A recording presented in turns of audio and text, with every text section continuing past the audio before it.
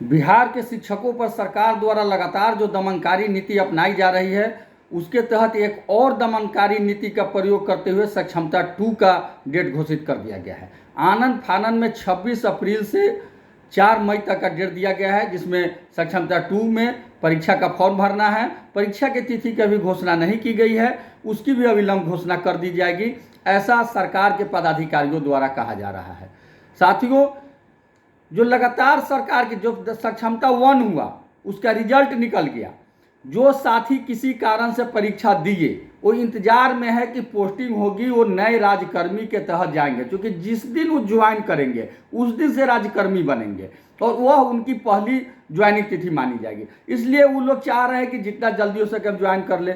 लेकिन सरकार देख रही है कि जैसे ही रेंडमाइजेशन सिस्टम से उनको जिले भर में दौड़ा दौड़ा के इधर उधर पोस्टिंग करती, तो अन्य जो शिक्षक नहीं दिए हैं, क्योंकि सरकार द्वारा हलफनामा भी हाईकोर्ट में दिया गया और हाईकोर्ट का डिसीजन आ गया स्पष्ट कि जो परीक्षा नहीं देंगे अथवा जो फेल करेंगे वो अपने नियोजन इकाई में बने रहेंगे, अपने पद पर बने रहेंगे, उनको कोई कुछ नहीं बिगाड़ सकता है, उनको कोई हटा नहीं सकता।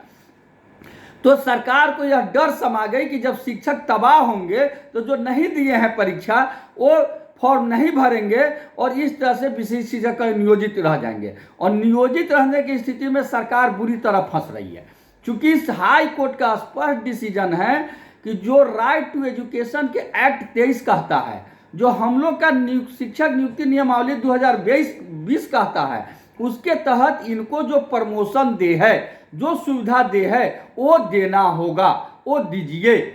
और जब हम लोग 2007, 9, 8, 10, 9, 11, 12, 14, 15, 17 में जितने लोग प्रशिक्षण किए हैं, सबका प्रशिक्षण का 8 साल पूरा हो गया है। इसलिए अब सरकार को पहले स्नातक ग्रेड और प्रधान शिक्षक ग्रेड में प्रमोशन देना होगा, तब जाना होगा। जैसे ही हम विशिष्ट शिक्षक बन करके नए विद्यालय में योगदान करेंगे, वो हमारा पहला योगदान तिथि हो जाएगा। तो उस दिन से 8 साल के बाद प्रमोशन की बात होगी, वह भी हमारा अधिकार नहीं होगा, सरकार अपने रीति के अनुसार देगी, यानी प्रमोशन की प्रक्रिया समाप्त। जैसे ही हम भी शिक्षक बनेंगे, हमारा पुराना जो भी आज तक का 20 साल का काम है वो समाप्त हो जाएगा, नए सिरे से हमारी नौकरी होगी। अगर हम पुराने पद पर रहते हैं, हम अपना प्रमोशन ले लेते हैं, तब फिर हम विशिष्ट शिक्षक बनते हैं, तब हम फिर राज्यकर्मी बनते हैं, तो अपने सेम ग्रेड में जाएंगे, सेम ग्रेड पे में जाएंगे, तो हमें ज़्यादा लाभ होगा। यह बात सरकार भी समझ रही है, सरकार भी जान रही है। इसीलिए सरकार चाहती है कि पुराने को ध्वस्त करके और नए में इन लोग को भेज दिया जाए, पुनः इन लोग नए सिरे से। हमारे कुछ साथी जो विशिष्ट शिक्षक बन गए हैं, जो पहले से विद्यालय अध्यापक बन गए हैं, वो पूरा जोर लगाए हुए हैं कि सभी लोग आ जाए। जोर लगाना भी चाहिए, हर कोई चाहता है कि सामान्य गुण वाले लोग एक साथ रहे, ताकि हम जोरदार आंदोलन करें, जोरदार सरकार को मनाएं। बहुत सारे साथी परसों से ही लगातार फोन पर संपर्क कर रहे हैं कि सर अब क्या किया जाए, अब क्या किया जाए, इस बार फॉर्म भरे कि नहीं। मैं बिहार के सभी शिक्षक संगठनों की प्रखंड इकाई से करबद्ध आग्रह करता हूं कि आप आज से कल तक सर्वे कर ले कि शिक्षक क्या चाहते हैं, और जिला इकाई से भी आग्रह करते हैं कि आप अपने प्रखंड इकाई से आज से कल तक सर्वे कराकर खुद सर्वे करके समझ लीजिए कि शिक्षक क्या चाहते हैं।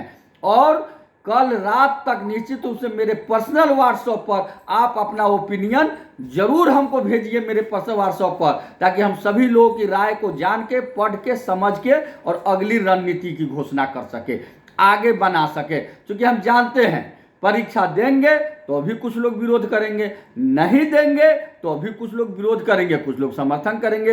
ये मानव का नियम है, आप कुछ भी कीजिए, कुछ समर्थक कुछ विरोधी होते ही रहेंगे।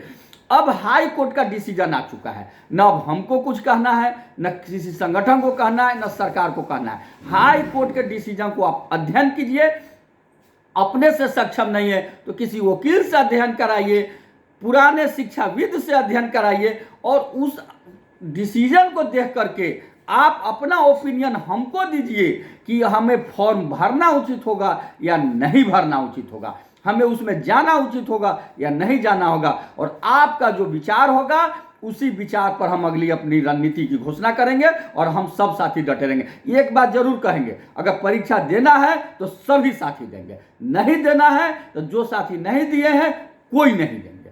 सबको एकजुटता बना के रखिए, तभी आगे सरकार हमारी बात मानेगी। और सरकार के बहकावे में और झांसे में नहीं आइए।